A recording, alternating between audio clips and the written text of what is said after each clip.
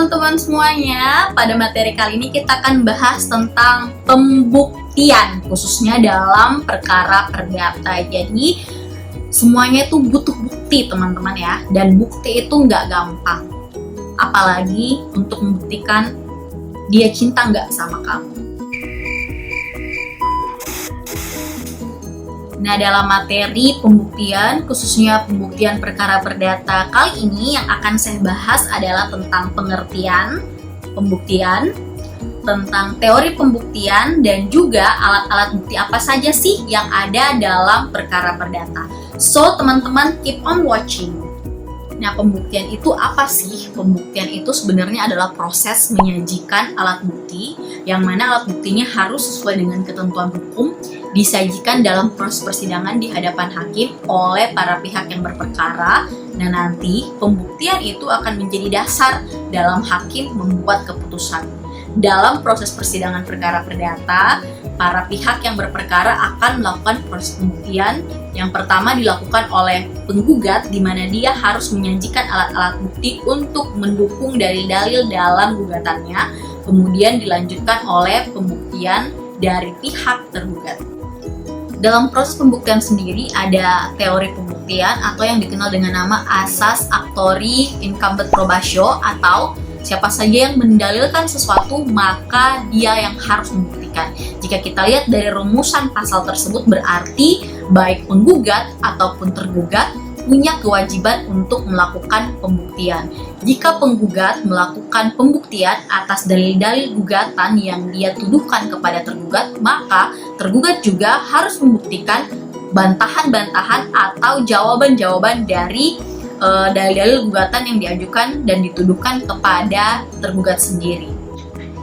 Alat-alat bukti dalam perkara perdata itu diatur dalam KUH Perdata. Dia agak sedikit berbeda dengan alat bukti yang ada dalam pidana. Jadi kalau alat bukti di perkara perdata itu susunannya yang pertama adalah keterangan tulisan atau surat, kemudian saksi, persangkaan, pengakuan, dan sumpah. Jadi ada 5 alat bukti yang diatur dalam Kitab Undang-Undang Hukum Acara Perdata. Alat bukti pertama yaitu alat bukti surat atau alat bukti tulisan adalah alat bukti yang paling penting dalam pembuktian perkara perdata, karena dalam perkara perdata yang dibutuhkan adalah kebenaran formil yang harus ditemukan oleh hakim sendiri. Jadi alat bukti surat atau alat bukti tulisan itu terdiri dari akta otentik dan akta di bawah tangan. Kalau akta di bawah tangan berarti tulisan atau surat tersebut dibuat berdasarkan undang-undang dan di hadapan pejabat yang berwenang atau tempat yang sesuai dengan peraturan perundang-undangan. Sedangkan jika akta di bawah tangan adalah akta yang dibuat atau ditandatangani bukan di hadapan pejabat atau instansi yang berwenang. Kalau dalam pembuktiannya sendiri, akta otentik, jika para pihak yang dalam berperkara ini memiliki akta otentik, berarti yang harus membuktikan bahwa akta otentik itu palsu adalah pihak yang tidak memiliki akta otentik. Sebaliknya, jika yang memiliki akta tidak otentik atau akta di bawah tangan, berarti ketika didalilkan bahwa akta tersebut palsu, berarti yang membuktikan adalah yang memiliki akta di bawah tangan itu, dan dia harus membuktikan keaslian dari akta tersebut.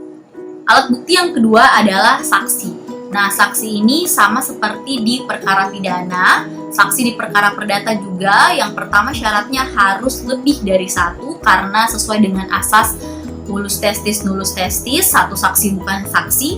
Kemudian yang kedua, tidak memiliki hubungan darah, hubungan garis lurus, dan hubungan perkawinan dengan pihak yang berperkara, tetapi dikecualikan untuk perkara-perkara mengenai kedudukan perdata seperti misalnya perceraian, perkawinan, kematian, dan beberapa perkara-perkara perdata lainnya.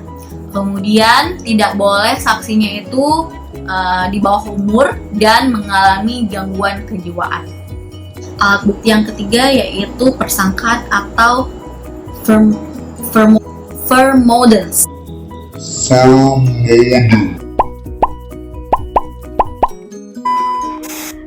Nah, persangkaan ini dia adalah kesimpulan yang ditarik oleh hakim berdasarkan ketentuan-ketentuan hukum dan fakta-fakta dalam persidangan, tetapi persangkaan ini bukan menjadi alat bukti yang berdiri sendiri. Jadi dia tidak bisa menjadi alat bukti tunggal, melainkan alat bukti yang mendukung alat-alat bukti lainnya.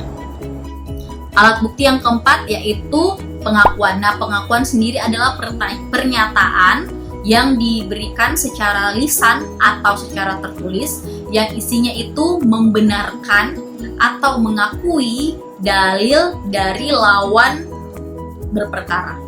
Nah, pengakuan ini bisa dilakukan di hadapan hakim atau dalam persidangan ataupun pengakuan di luar persidangan. Nah, alat bukti yang terakhir atau yang kelima adalah sumpah atau pernyataan resmi yang diucapkan berdasarkan agama masing-masing, bersaksi kepada Tuhan bahwa apa yang akan dikatakan atau apa yang disaksikan itu betul-betul sesuai dengan fakta dan sesuai dengan kebenaran yang ada.